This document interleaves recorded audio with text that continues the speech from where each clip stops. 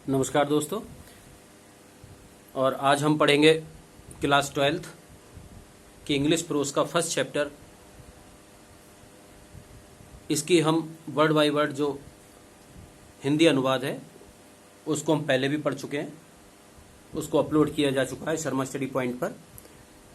उसके लिए आप मेरी पिछली वीडियो पर जा कर के देख सकते हैं और उस अर्थ को भी इस वीडियो के डिस्क्रिप्शन में जाकर के लिंक्स के द्वारा जोड़ दिया जाएगा, तो ये आपको आसानी से इसका पिछला अर्थ आपको पढ़ने के लिए मिल जाएगा। तो लेकिन आज जो हम पढ़ने जा रहे हैं वो इसकी समरी पढ़ने जा रहे हैं, आसान शब्दों में इस चैप्टर का अर्थ, जिससे हमें इससे क्वेश्चन आंसर को याद करने में बहुत अधिक सहायता मिलेगी।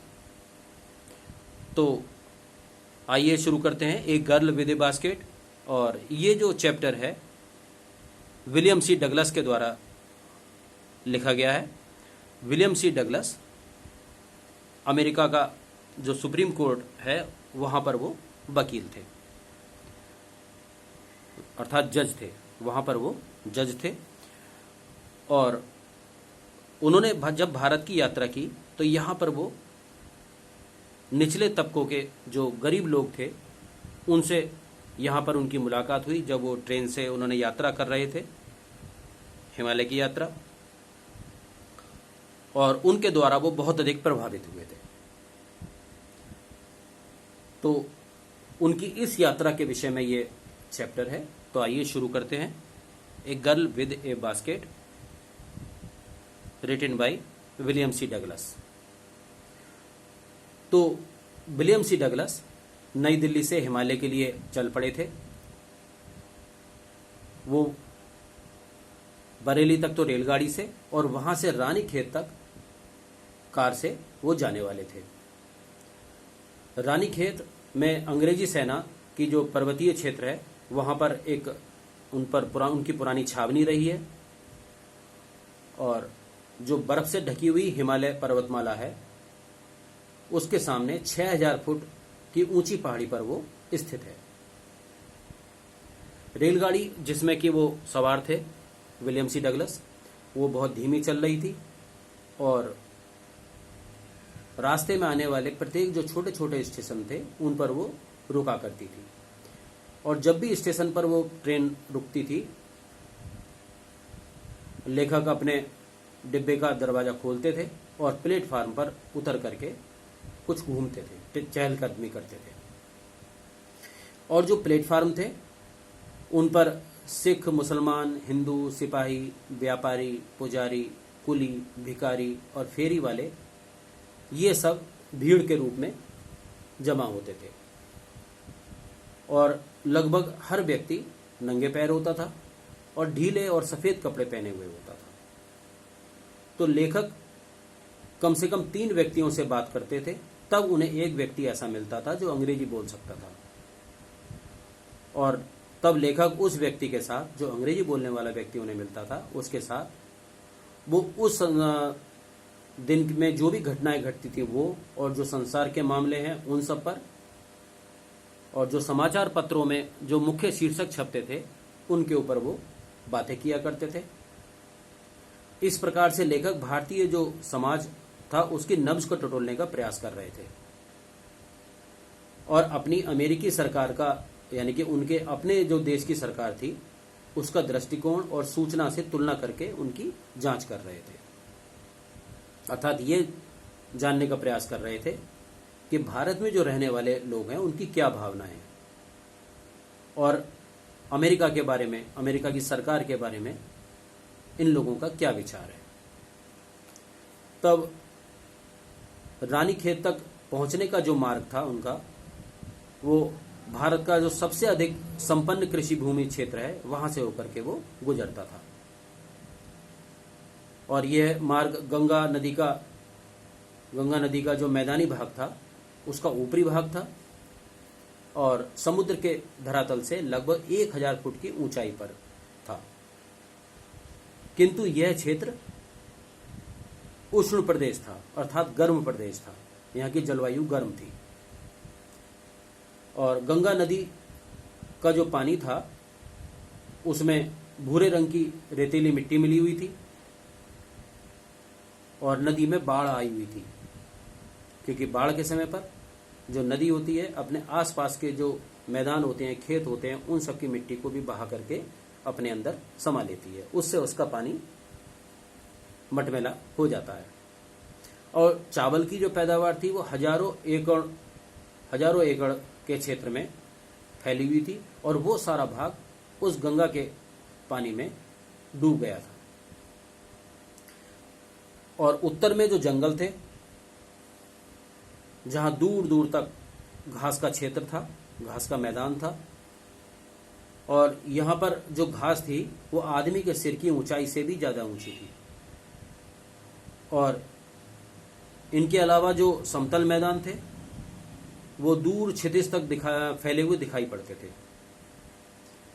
किंतु कहीं कहीं पर जो पवित्र बरगद होता है, बरगद का पेड़ होता है, या पाखड़ के पेड़, इन वृक्षों की कतारें लगी हुई थी।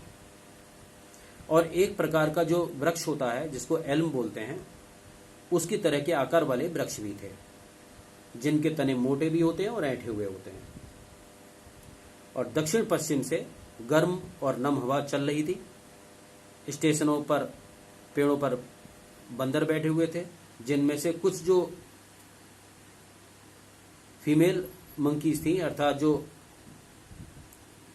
बंदर माताएं थी, वो अपने बच्चों को पेट से चिपकाए हुई थी और भोजन की खोज में वो सब इधर उधर उछल कूद रहे थे।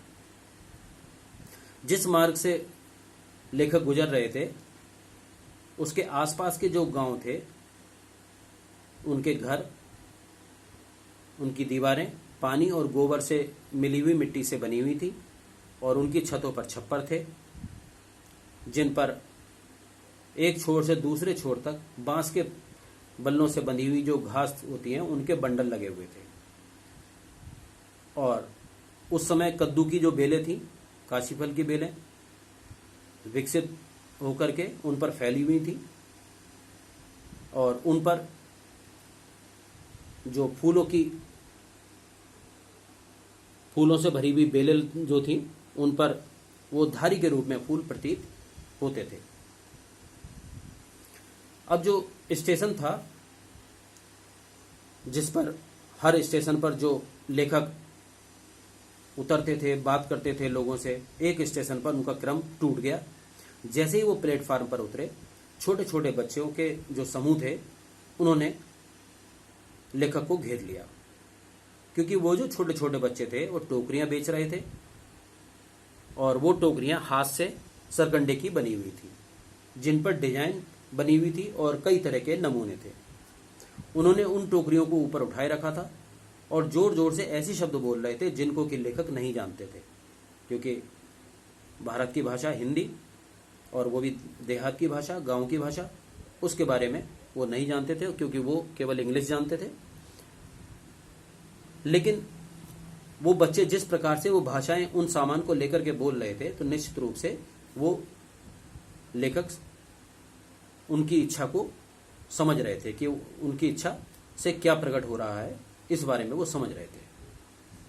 ये जो सारे बच्चे थे शरणार्थियों के बच्चे थे, क्योंकि जब भारत और पाकिस्तान का बंटवारा हुआ था, ये अलग अलग दो राष्ट्रों के रूप में विभाजन हुआ था, तब लाखों लोगों ने अपने जो उनका खानदानी घर होते थे, पुश्तैनी मकान होते थे, उनको उन्होंने छोड़ दिया था और नए निवास स्थानों की खोज में वो घर से निकल पड़े थे। लगभग 90 लाख लोगों ने पाकिस्तान छोड़ा था और धार्मिक कट्टरता के भय से घबराकर वो भारत आ गए थे। जिस समय ये सारे जो शरणार्थी थे अपने घरों से चले थे, उस समय वो बहुत गरीब थे और जब उन्होंने अपनी यात्रा शुरू की, जो एक बहुत लंबी यात्रा थी, जब उन्होंने वो शुरू की तो और भी अधिक गरीब हो गए, क्योंकि जब वो पाकिस्तान से अपने खाने पीने का सामान लेकर चले थे, वो अधिक नहीं लेकर के चल सकते थे और जो था वो रास्ते में ही खत्म हो गया, समाप्त हो गया था। और तब भूख से उनका शरीर बहुत अधिक कमजोर हो गया था बहुत से लोग ऐसे होते थे जो रास्ते में ही गिर जाते थे और वहीं पर उनकी मृत्यु हो जाती थी। अब ये जो टोकरी बेचने वाले बच्चे थे, उन्हीं शरणार्थियों के बेटे और बेटियां थे। तो ये सब अपने माता पिता या जो इनके रिश्तेदार थे, उनके शहरों में ये सब एकत्रित हो गए थे और उन्हीं शहरों में इन्होंने अपनी दुकानें लगा ली थी और यहीं पर वो साधारण सी चीजें बना करके बाजार में बेचने का प्रयास करते थे। और वो जो अपनी जीविका को चलाने का प्रयास कर रहे थे, ऐसे क्षेत्र में कर रहे थे जहां पहले से ही भीड़ भाड़ थी। और ये सभी शरणार्थी कपड़े से और घास से छत बना करके उन्हीं के नीचे वो रहते थे और उनकी जो कतारें थी वो गलियों में लगी हुई थी, अर्थात उनके मकान जो थे वो कतारों के रूप में थे। और इन्हीं शरणार्थियों में कुछ लोग ऐसे थे जो खेती का काम करते थे और अपने पूरे जीवन में थोड़ी सी ही कमाई उन्हें प्राप्त होती थी, जिससे वो अपनी जीविका चलाने के अभ्यस्त हो गए थे। क्योंकि खेती करने वाला जो परिवार होता है उसकी पूरे साल की आमदनी लगभग $100 से अधिक नहीं होती और जो अकुशल मजदूर होते हैं उनकी प्रतिदिन की मजदूरी केवल लगभग 3 सेंट के आसपास ही होती है, अथवा एक सप्ताह में वो $2 ही कमा पाते हैं। और एक दिन में वो केवल एक ही बार भोजन जुटा पाते हैं, जिनमें लगभग एक प्याज होती है, एक रोटी और दूध के साथ एक कटोरा दाल, और शायद जो बकरी का दूध होता है उसका थोड़ा सा उसमें पनीर भी शामिल होता है। उसे ना तो चाय मिलती है, ना कॉफी मिलती है, ना चिकनाई, ना मिठाई और ना ही गोश्त मिल पाता है। और पूरे साल में वो $100 की कमाई जो होती है वो लगभग एक सप्ताह में $2 से भी कम पड़ती है। फिर भी ये लोग उन्हीं व्यक्तियों को टोकरियां बेच करके अपना जीवन यापन कर रहे थे जो पहले से ही गरीब थे, और इसलिए वो अधिक धनराशि भी नहीं कमा पाते थे। और निसंदेह यही कारण था कि जो छोटे बच्चे थे जो लेखक की तरफ टिड्डियों के रूप में झपटे थे, वो सब गरीब थे और वो चाहते थे कि यह उनके लिए आशाजनक एक ऐसा बाजार है जो उनके बहुत अधिक सामान उनका खरीद लेगा। तो उसको बहुत बड़ा वो ग्राहक समझ रहे थे। तब लेखक ने एक छोटी सी टोकरी कुछ थोड़े से आनों में खरीद ली, थोड़े से पैसों में खरीदी, और कुछ और पैसे दे करके उन्होंने एक टोकरी और खरीदी। फिर $1 में रद्दी कागज से बनी एक सुंदर सी टोकरी खरीदी। $1 में सिलाई का सामान रखने वाली टोकरी खरीदी, और एक आने में कुछ पंखे खरीदे जो 2 पैसे का एक की दर से, 2 पैसे प्रति पंखे की दर से उन्होंने खरीदे थे। अब उनकी जो बाहें थी वो भर गई थी और उन्होंने केवल 50 सेंट भी खर्च नहीं किए थे, अर्थात लेखक के 50 सेंट भी खर्च नहीं हुए थे और उनकी बाहें भर गई थी। और जो बच्चे थे वो अपना सामान बेचने के लिए जोर जोर से बोल रहे थे और उनके पास से गुजर रहे थे, और लेखक एक कैदी की तरह से वहां पर घिरे हुए खड़े थे और वो हिलने डुलने में भी असमर्थ थे। तभी एक 9 वर्ष की एक बहुत सुंदर सी लड़की उनके पास आई, जो अपनी चीजों को बेच रही थी, अपने सामान को बेच रही थी, और उन सब में सबसे अधिक मेहनती प्रतीत होती थी और वो तेज तर्रार भी प्रतीत होती थी। और उसके पास एक हैंडल वाली एक बहुत सुंदर सी टोकरी थी जिसे लगभग वो $1.5 अर्थात 30 सेंट में बेचना चाहती थी, और वो उनसे आग्रह कर रही थी, निवेदन कर रही थी। उसकी आंखों में आंसू थे और वो ऐसी आवाज में बोल रही थी, ऐसे आग्रह पूर्वक बोल रही थी कि उसकी जो आवाज़ थी किसी के भी हृदय को पिघला सकती थी। अब जो लेखक था उसकी बाहें भरी हुई थी, कोई और टोकरी के लिए उनके पास जगह भी नहीं थी और ना ही उन्हें आवश्यकता थी। तब उन्होंने अपनी टोकरियों और अपने पंखों को बाईं भुजा पर रखा, वहां संभाला और दायां हाथ कोट की जेब में, दाहिनी जेब में डाला और कुछ मुट्ठी भर रेजगारी उसमें से निकाल ली, जो लगभग 15 सेंट थी। फिर उसने, लेखक ने, वो रेजगारी उस टोकरी में डाल दी जो कि उस बच्ची ने, उस 9 साल की लड़की ने प्रार्थना भरी मुद्रा में पकड़ी हुई थी। फिर लेखक ने उस बच्ची को समझाने का भी प्रयास किया कि मैं तुम्हारी टोकरी नहीं ले सकता, बल्कि उसके बदले में मैं तुम्हें दान के रूप में ये रुपए दे रहा हूं। लेकिन तभी लेखक ने यह महसूस किया कि अवश्य उससे कोई अपराध हो गया है। वो जो 9 वर्ष की बच्ची थी, फटे पुराने कपड़ों में थी और भुखमरी के कगार पर थी।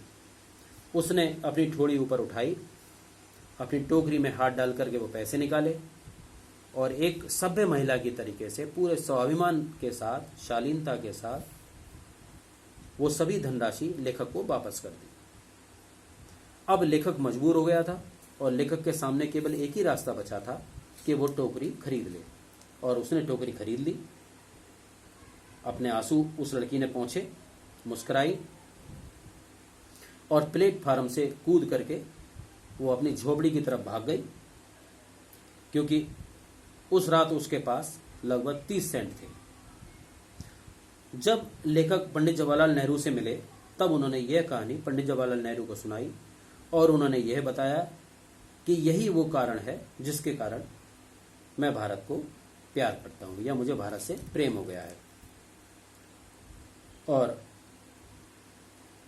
लेखक कहते हैं कि वो लोग जिन्हें भी मैंने भारत में देखा, चाहे वो गांव के निवासी हों या ऊंचे पदों पर काम करने वाले लोग हों, सभी लोग स्वाभिमानी हैं और शालीनता और नागरिकता की जो भावना है, जीवंत भावना है, उससे संपन्न है। और सभी में आजादी की तीव्र आकांक्षा भी है। और ये जो सुंदर बच्ची थी, जो बहुत अधिक गरीब थी, भुखमरी के कगार पर थी और बहुत गरीबी वातावरण में पैदा हुई थी, सही भाषा में इसको ये पता नहीं था कि शिष्टाचार क्या होता है। और जो भारत की जीवंत आत्मा थी, उसकी इसमें एक झलक दिखाई पड़ रही थी। तो दोस्तों, ये था पूर्ण अर्थ इसका, चैप्टर का, यह अर्थात समरी। और जैसा कि हम पहले भी पढ़ चुके हैं कि समरी को बहुत ध्यान से सुने, बहुत ध्यान से समझें, और उसको जब 2 से 3 बार यदि हम इस समरी का अध्ययन कर लेते हैं, समरी पढ़ लेते हैं, तो बहुत हद तक हमें याद हो जाती है।